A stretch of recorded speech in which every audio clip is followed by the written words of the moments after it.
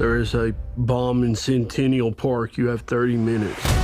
Why do we make movies based on real life stories? I was thinking about this because there are so many out of the world concepts out there, like magic, fantasy, science fiction, superheroes, this and that. But why do we keep on coming back to movies that have their base in real life stories? Maybe because they have something to teach us, something for us to know, understand, and most importantly, experience. These are the movies that, if they're created well enough, they will have a deeper impact on the audience. They will educate the audience about the ways of the world and will be more than just stories, will be more than just movies. And today we'll be discussing about one such movie, the 2019 released Clint Eastwood directed movie, Richard Jewell. This movie is something that needs to be talked about, and more people should know about the movie. More people should know about the real life incident that the movie is based on, because then it will spark a conversation about something that is very, very relevant to us in the current socio-economical, political situation of the country. Hello everyone, I hope you're all doing great. Let's just dive into the review, into the movie, into the video, because this is going to be a long video because there is a lot to be talked about this movie. The movie is focused on Richard Jewell, an American security guard come rent-a-cop who was suspected as a prime perpetrator for the 1996 Atlantic City Olympic bombings that took place at Centennial Park, and wherein 111 people got injured and 2 people lost their life. And if it were not for Richard Jewell, who discovered the bomb, who found the bomb, pack of bombs, the death toll would have been much, much higher.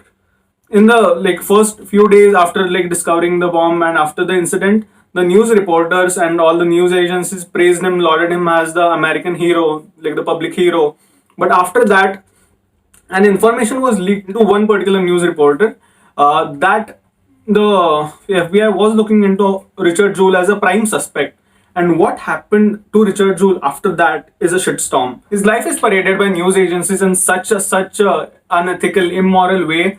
He's called a monster, he's called a savage, he's called a unibomber, that his profile fits that of a lone bomber. And because of that, his life is completely disturbed, distracted, devastated rather. And what follows after that is is his fight against this overwhelming authorities, the unethical news houses, and everyone who is judging him based on the news. Now we'll talk about the things in the movie that are really outstanding, remarkable, and very well made. The first of them is the authenticity of the movie. Movies that are based on real life stories have the responsibility of showcasing how the real life incident took place. The place where the bombings took place, Richard Jewell's own house, these places have been, shot at the same exact locations. The person who organized the 1996 Olympic Games organized the set of the bombings, organized the set where the bombings took place in the movie. That is the level of authenticity that they have focused on in the movie.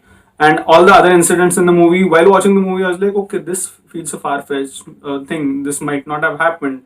Okay, this is unbelievable completely. But after researching about it, the movie is so accurate. All the things that they have shown in the movie have happened. And that is something that I thought was very, very, surprising.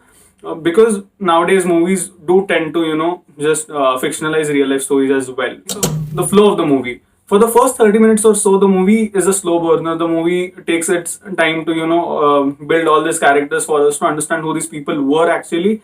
And after the bombing takes place, after, the first 25-30 minutes or so, the lawyers come into the picture, FBI comes into the picture, news agencies come into the movie, and then this movie picks up into a completely different gear. One thing happens, the next thing happens, one after the another, and you won't realize when your 130 minutes have ended and when the movie gets over. It is that well gripping. The main backbone of the movie is the cast of the movie, the acting in the movie.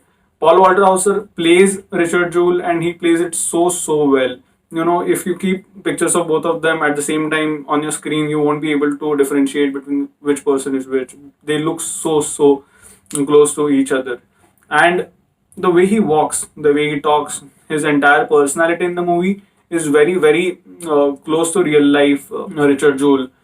The character of Watson Bryant has been played by Sam Rockwell. Sam Rockwell, you might remember, as the guy who got Oscar for his acting in Three Billboards Outside Missouri. The transition of him as, someone being in the case only for the fame, as to someone who is here to get justice for Richard Jewell is really very seamless, and you'll be a part of his journey in the movie as well. But the person who blew everyone's mind, at least my mind after watching the movie, is Kathy Bates. The character of Bobby, Richard Jewell's mother, has been played by her. She got an Oscar for this movie, and I think the Oscar must have felt, honored that night. I think there is only one scene in the movie that the movie could have, worked without adding it to the movie, which is that a news reporter has been shown as to be giving favors to the FBI for information, and it wasn't proved in real life that it was the case, but they have the scene in the movie irrespective of that. I think there is only one off-putting inaccuracy rather, that is depicted in the movie. Except for that, I like to sum this movie up by saying just that there is a scene that, a real life tape of when the incident happened has been added in the movie, when Richard Jewell is walking out of his house and there is a storm of news reporters, running at him, asking him for his comments and stuff like that. And that video, like that, the authentic real life video clip has been added into the movie, and I could not make out that it was a video clip. I thought it was a part of the movie, and that is how accurate, how well made, how overall realistic this movie is. Alright, guys, that was the review. I could go on talking about this movie for a long time, but I'll wrap the video up now. I really hope that you watch the movie and that you like it. If you do, share the word about the same, so that more people will watch it, more people will know about the hero that Richard Jewell was.